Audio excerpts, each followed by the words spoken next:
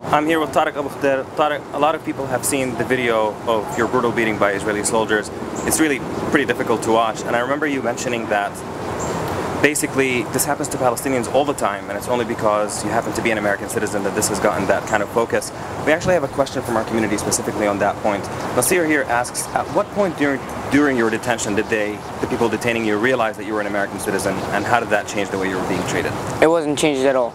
I don't even know at which point they knew I was American, but the whole time they were treating me like another piece of trash. They would push me around.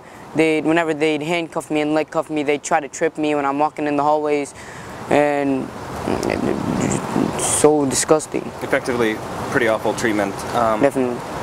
So, just take a look here at the screen. You have Florida teenager at the center of escalating Israeli-Palestinian conflict with your picture as the lead image on that. How did it feel for you to suddenly find yourself at the center of media coverage of this conflict? Well, at this point, I feel like I'm strong enough to make a change. At this point, I feel like I could gather people with me so they can change the way they think about life, to appreciate what they have, to appreciate the freedom that we have here in America, to appreciate how you still have parents, your parents are still alive, your family's still there, and you still have people that you can sit with and you can have conversations with over the people in Gaza when they don't have anybody there to comfort them. I know that after you came here, there were news reports about your home being raided and some of your family members also arrested. And we have Jennifer here who's wondering if you know what happened to them at this point. Yeah, the day I left was the 16th. I think the 17th they raided the house and took all of them, and my uncle and my cousins, and they took them till today. They're in jail. They're still imprisoned. And do you know if they're charged with anything, or are they just? They're not charged. They're being in custody without any charges, like me. They put me into custody. They took me to prison, and they had no charges. There was nothing against me. So another one of your family members, obviously your cousin Muhammad Abu Khdeir, was also in the headlines.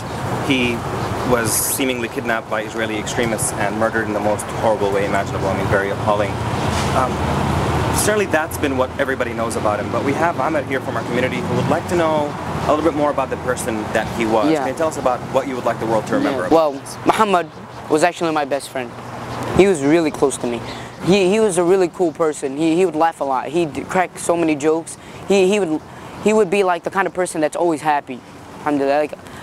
Like he's the kind of person that whenever you're mad and you're around him, he changes you. He makes you a different person. He makes you happy. He just makes you happy when you're around him. Tariq, we know this is a very difficult time for you and your family, and we just want to wish you a speedy recovery, and thank you very much for talking to us today. Thank you for having us.